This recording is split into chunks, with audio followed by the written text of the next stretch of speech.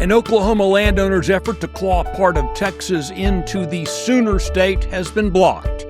This is Tuesday, March 17th, 2026. Texas Scorecard presents the day's first news for the Lone Star State. The Texas Minute, with your host, Michael Quinn Sullivan. Happy St. Patrick's Day. Thanks for making the Texas Minute part of your Tuesday. A member of the Texas House wants Governor Greg Abbott to put a pause on large-scale data centers in rural Texas. More on that story coming up. Attorney General Ken Pax announced yesterday that an Oklahoma property owner had been halted from claiming for the Sooner State land belonging to Texas along the Red River. The lawsuit had been filed in August 2025 in an Oklahoma court. It sought to redefine the border between the states. Paxson's office intervened alongside the Texas Department of Transportation, arguing that the lawsuit relied on outdated legal authority and that Texas could not be sued in Oklahoma courts without Texas's consent. The Oklahoma judge has now sided with Texas. It seems that the landowner had relied on a 1923 U.S. Supreme Court decision defining the borders as the lower bank of the Red River. That case was superseded, though, by the Red River Boundary Compact. That agreement was approved in 1999 and later ratified by Congress in 2000. It more formally and definitively established the boundary between the two states. So while the ruling removes the state of Texas from the case, though, litigation involving other parties might continue.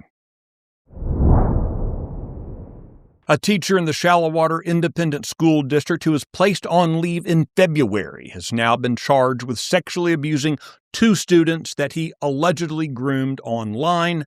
And horribly, authorities believe that Joseph Gonzalez may have targeted even more girls.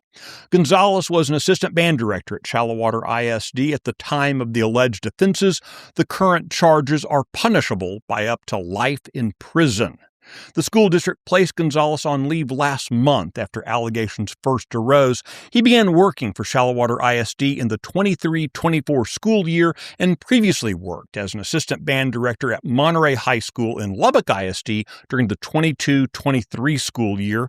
Gonzalez does not appear to hold a Texas teaching certificate. Meanwhile, with applications due at the end of the day today, the Office of the Comptroller reports that more than 200,000 families have already applied for a Texas Education Freedom Account to be used in the 26-27 school year. Lawmakers budgeted $1 billion for the program last year, which is estimated to cover 100,000 students. After the application period closes at midnight tonight, selections for the program will be lottery-based, with priority given to students with disabilities and low and middle-income families.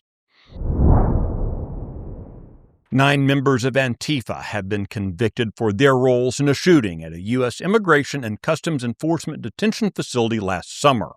During the 12-day federal trial, jurors heard evidence and testimony surrounding the July 4th ambush attack at the Pearland ICE Detention Center in Alvarado, which resulted in a police officer being shot in the neck. 7 other accomplices in the incident pleaded guilty last year to providing material support to terrorists. The defendants are facing various prison sentences ranging from a minimum of 10 years to life. The Texas Minute will be right back.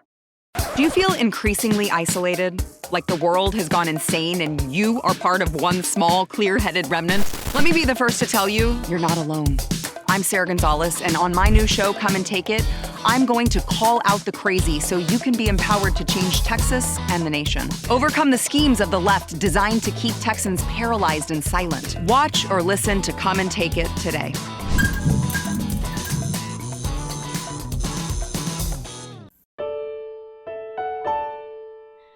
A North Texas lawmaker is urging Governor Greg Abbott to pause the development of large-scale data centers in rural communities.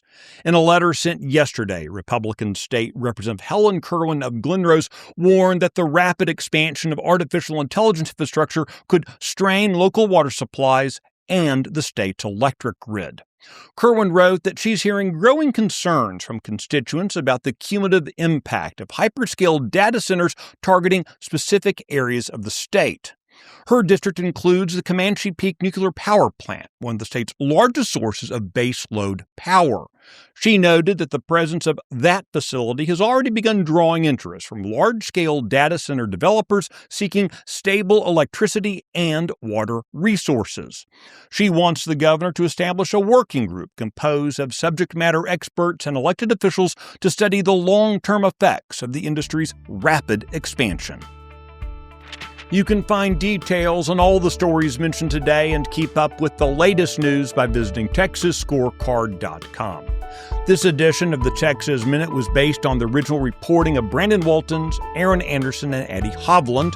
Our producer is Nick Shepard. I look forward to seeing you out around the Lone Star State now.